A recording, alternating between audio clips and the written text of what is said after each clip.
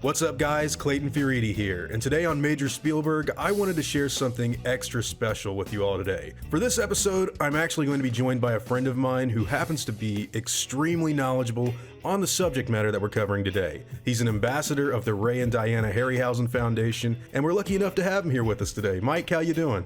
I'm doing very well, Clayton. How's yourself? I'm having a blast doing this channel.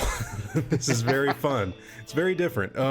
So let's go right into it. Over these last few years, I've heard a lot of rumors surrounding a certain opinion that Mr. Ray Harryhausen had on Godzilla. And being a fan of both Ray and Godzilla, as well as giant monster movies in general, I wanted to get to the bottom of this topic and really separate the truth from fiction, you know, for monster movie fans out there like ourselves. So what say you on this subject matter?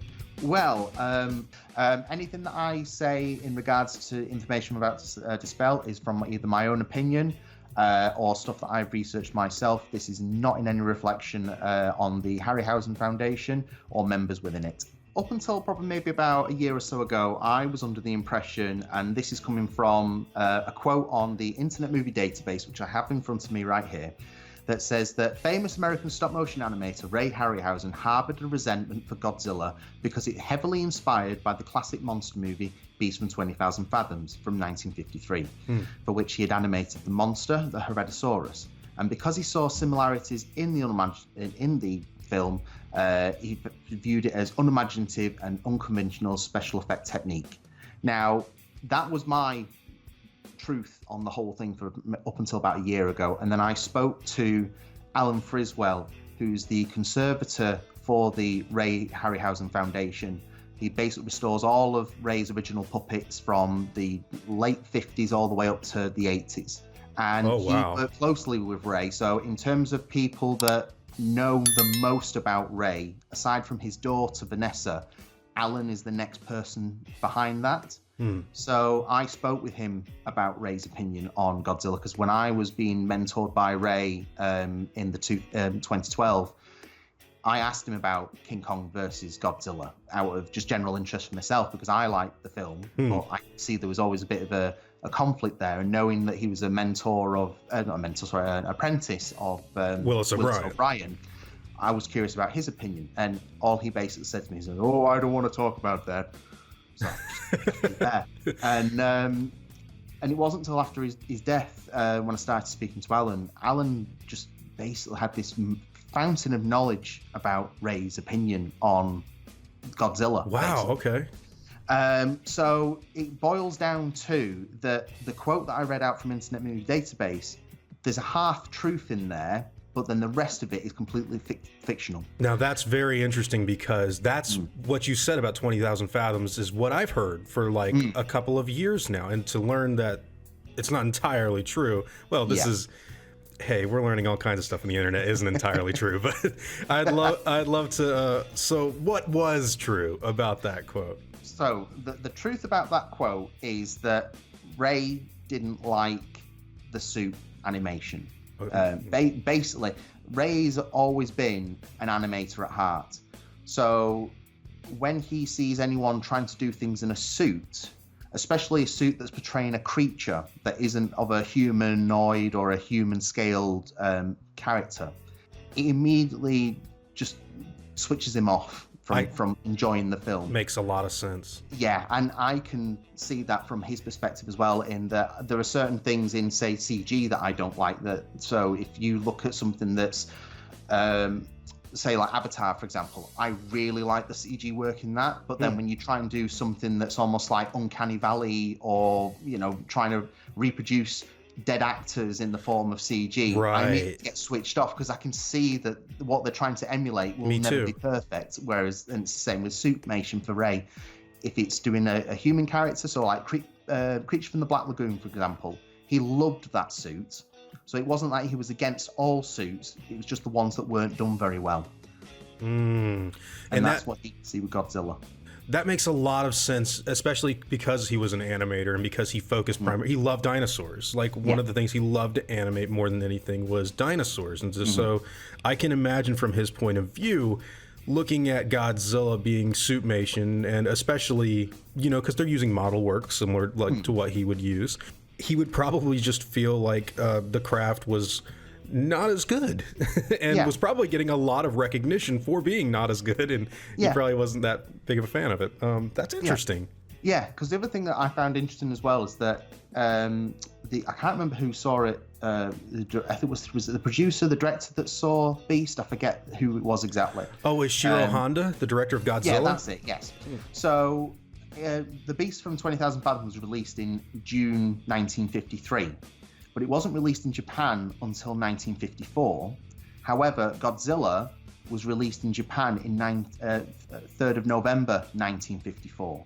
So if you think about the time that they must have seen it before it was even released in Japan, right? That's a very short production time. So you can imagine that when you're looking at the original Godzilla suit, the techniques that they used to make it, even the hand puppet that they used for the Godzilla face, you can imagine that from Ray's perspective, when someone's rushing something through effectively and doesn't quite know what they're doing, you can see where his disinterest in it will come from. I absolutely see what you're talking about. So the part where it says Ray harbored resentment for Godzilla, that is true on a different story, and that goes back to Godzilla versus King Kong, or King Kong versus Godzilla, whichever way it is. Basically, in the 60s, Willis O'Brien penned a story, and I think maybe even a draft script for King Kong versus Frankenstein. Now, he took that to RKO, and they introduced him to a producer. And that producer, without O'Brien's knowledge or consent, took that to what is classed in this particular book, A Century of Model Animation by Ray Harryhausen, took that to a Japanese film company. Now, I can only imagine who that Japanese film company is, because it doesn't actually state it in the book, maybe for legal reasons, I don't know. But I'm going to say that it might have been Toho. And that film eventually turned into King Kong versus Godzilla. That makes a lot of sense. Yes. Especially with the electricity power that powers up King Kong. Frankenstein, that makes a lot of sense. Exactly. And being upset by this is because his mentor, at this time in his life, he hadn't been in work for much. He only got employed for, I think it was It's a Mad, Mad World, for his name. So it wasn't even because he was a great special effects technician. Right. And because of the way he'd been treated by this producer and the whole Kong Frankenstein deal, Godzilla vs. King Kong was released in August 1962. And O'Brien died in November 1962. So, after all that mistreatment and just general bad luck, his wife has basically went on record saying that she thinks that he died because of just all those unfortunate events that just happened to him, unfortunately. That's and terrible. That's where Ray's anger comes towards it. And even then, it's not towards Godzilla, it's towards the producer that screwed O'Brien over, basically. Jeez. Well, that's... I did not know any of that, and it's actually put a little bit of a sad feeling in my mind. Because, well, Willis O'Brien, without him, we wouldn't have special effects like we do or monsters like King Kong in general. Exactly. And from King Kong comes something like Godzilla. Yeah. So, a bit of nastiness on the side of actual production behind the scenes. That, oh, what a shame that he passed very, very soon after the release of King Kong versus Godzilla. Yeah. Wow. No, it was a real shame, unfortunately. And just going back to the Ray suit thing as well, he never had a resentment to Godzilla, and I can say that definitively. It was just the technique, or I mean, the fact that Godzilla was originally planned to be in stop motion. When Ray learned of that, he would have actually preferred to have seen a stop motion Godzilla. Absolutely. So it's not even that it's the Godzilla, the idea, because 50s movies were constantly mimicking and copying each other's ideas. Right. So that's not even unheard of. Ray wasn't against using suits where he needed to as well. I mean, the Selenites in First Men in the Moon, they were all kids in costumes. Right, Minotaur for the distance shots, that was Peter Mayhew in a costume. And Trog from Simbadai the Tiger almost became a costume. So it was against it. It was more of a case of if the suit wasn't done well and didn't look convincing, that's when he would be switched off by it. Right. Apart from that, he was always using the right tool for the right job. That was his motto, basically. Yeah, so Ray felt no resentment towards the Godzilla film. He might have raised an eyebrow in terms of the similarities between the two, because they were both about a creature that was awoken by nuclear atomic testing. But in terms of kind of like, was Godzilla more successful than Beast? No, they weren't. They were both more or less on par. And if anything, the Beast actually probably brought more profits in the US because it hadn't been released over in Japan at the time. So you can't even argue in saying that, well, Godzilla was more successful as a franchise than the Beast because it had all the sequels. So yeah. Right. Well, Mike, that was awesome. I really do appreciate you coming on to talk about this stuff, because I feel like we need more of it, especially for these older movies.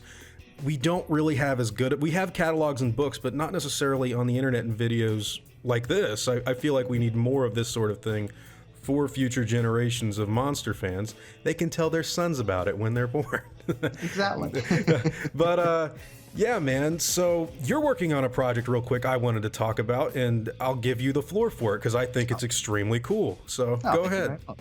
So I'm working on a project called Wildlife on Mars. Now, this is a concept that I originally developed in 2004 for my animation university project, and then didn't pick up again until 2011 when I entered a storyboard contest to meet Ray Harryhausen. And the idea of the storyboard contest is that the board would be effectively turned into an animation short. Now, when Ray saw the storyboard, because I came first place clearly, he actually wanted to see this project made, and he even offered me to come back to his London home and watch the film with him. And he mentored me over the phone for the best part of 2012. And when he died in 2013, I vowed that I would still continue making this film, but it hasn't been more or less on the back burner, more or less, I should say, until probably about 2016, when I decided to go back to university to do my master's degree and turn that short film into my master's project. And I'm about 2.5 minutes into 5-minute animation so far. I'm working on a poster, I'm working on trailers, I'm always posting out little tidbits and behind the scenes footage and what have you, things that are going on. So yeah, it's becoming a really fun project, and it's going to be hopefully, well, not hopefully, it will be showcased at the 100th birthday for Ray at the Edinburgh Art Museum. And if anyone wants to follow the Ray and Diana Harryhausen Foundation, you can follow them via their Facebook, Instagram, or Twitter feed. And they also have a podcast as well, the Ray Harryhausen podcast, which you can find anywhere on Apple Tunes all the way through to Spotify. That is absolutely cool, and I've seen little bits of it. It's pretty awesome. It's very much so in the old vein of what these monster movies were always supposed to be. And design-wise, it's incredible too, so I highly recommend everyone support it. There'll be links in the description down for it below. Couldn't be more happier to talk about it, along with all the information you gave today, man. So again, thanks. It means the world. Not a problem at all. Anytime.